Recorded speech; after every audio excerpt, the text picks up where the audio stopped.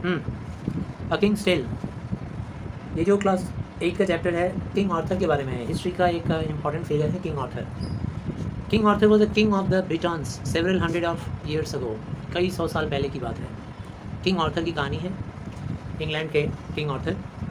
He was a very popular and brave king, ठीक है ना, बहुत ही विख्यात थे, काफ़ी नाम था उनका, और बहुत ही बहादुर राजा थे, बहुत ही बहादुरी का कारनामा किया था उन्होंने। There are many legends about him. Legend का मतलब क्या होता है? कहानियाँ, बड़ी बड़ी कहानियाँ।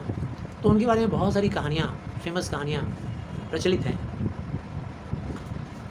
The following tale is an adaptation from the ancient Arthurian legend. ये जो कहानी है छोटा सा, ये भी किंग आर्थर के लेजेंड से ही जुड़ा हुआ एक छोटा सा कहानी है। Many hundreds of years ago, कई 100 साल पहले की बात है, England was ruled by a king called Uther Pendragon. England में एक राजा राज किया करता था और उसका नाम था Uther Pendragon. The king who was friend and protector to all his people.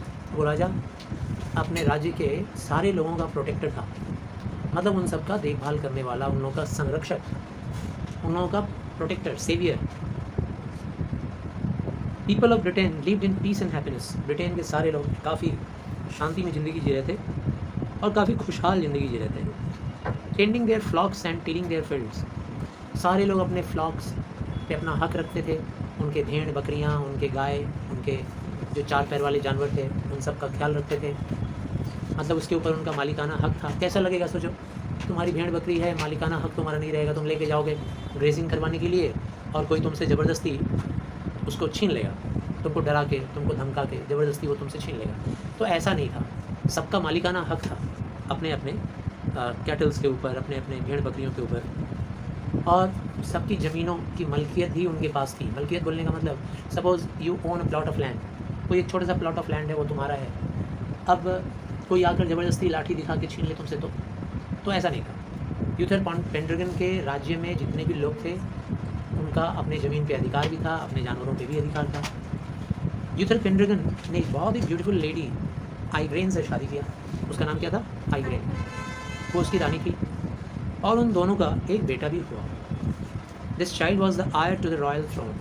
राजा का वो थ्रोन का मालिक, मतलब राजकुमार जो था, वही उसका आयर बना। आयर बोलने का मतलब उत्तराधिकारी, वो उसका उत्तराधिकारी बना। King and queen died soon after the baby was born. Baby के जन्म लेने के बाद किंग और क्वीन दोनों ही मर गए, उन दोनों का डेथ हो गया।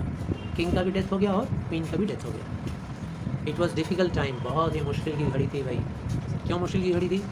क्योंकि जो राजा के ओपोनेंट लोग थे ना, ओपोनेंट जानते हो ना, हर राज्य में राजा या रानी के खिलाफ में, विरोध में कुछ एक ऐसा टीम होता है जो साजिश रच रहा होता है और इंतज़ार कर रहा होता है कि कब राजा मर जाए और तब उसकी राजगद्दी को हड़प लें। तो उसके जो ओपोनेंट थे वो बस मौके की तलाश में थे कि कब ऐसा दिन आए और तब हड़प लें।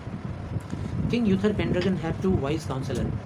मर्लिन, ये जो यूथर पेंड्रगन था ये मर तो गया, लेकिन मरने के बाद उसके 2 काउंसलर थे, मतलब सलाहकार, 2 सलाहकार थे। एक का नाम था मर्लिन, जो कि प्रॉफिट था। प्रॉफिट का मतलब क्या होता है भाई?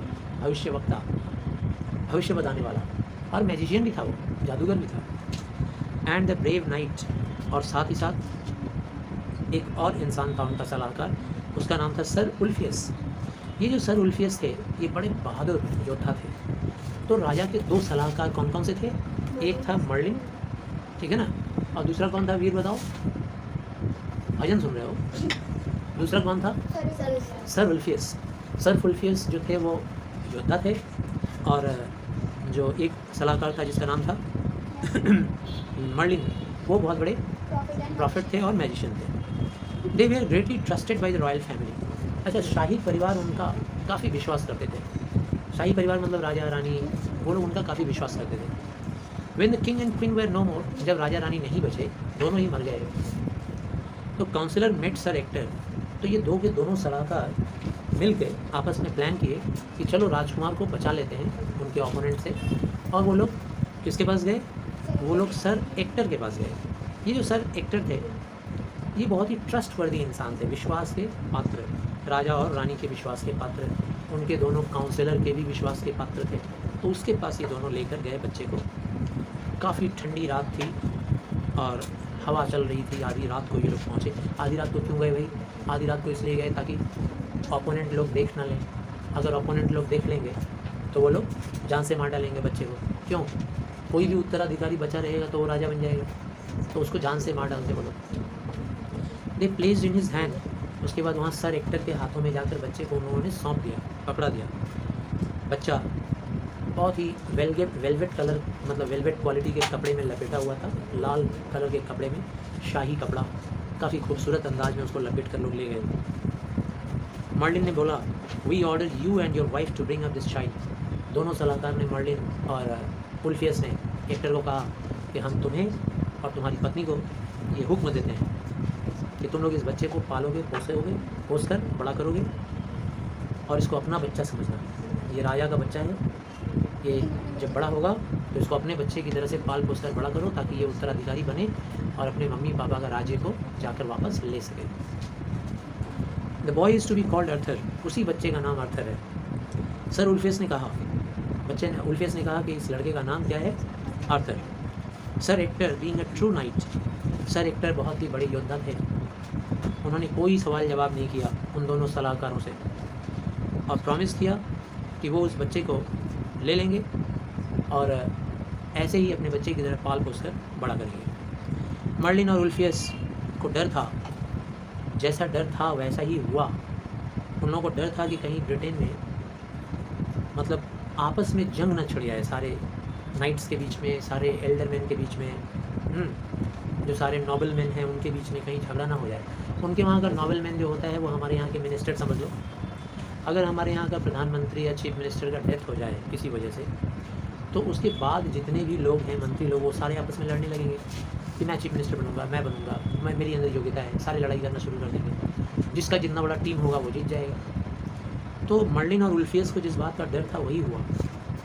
पूरे ब्रिटेन में राजा बनने की होड़ा होड़ी मच गई। The barons where fighting among themselves.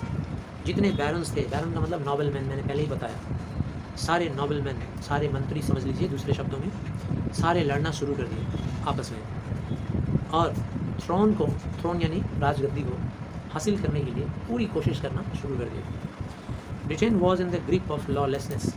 पूरे ब्रिटेन में लॉलेसनेस आ गया, कोई कानून नहीं, कुछ नहीं। Travellers were regularly robbed. रास्ते में चलने वाले ट्रैवलर्स की डकैती हो जाती थी, छिनताई। सोचो ना, कोई लॉ एंड ऑर्डर नहीं, कोई सोशल सिस्टम नहीं, कोई सोसाइटी का सिस्टम नहीं। Peasants were unhappy. खेतों में किसान करने वाले लोग सब दुखी लोग थे, क्योंकि खेती करते थे और उनका सारा अनाज छीन लिया जाता था। हेवी टैक्सेस लगाया जाने लगा, हर इंसान गरीब होता गया, हर इंसान बहुत पीड़ित हो गया। कहाँ वो ज़माना था किंग यूथर पेंड्रगन का, ठीक है ना, उनकी रानी आइग्रेन का, और कहाँ ज़माना आ गया ये सब छोटे छोटे मंत्रियों का आपस में लड़ाई करके राजा बनने का। तो ये हुआ फर्स्ट यूनिट। इसके ऊपर आप लोग एक्सरसाइज अभी करोगे।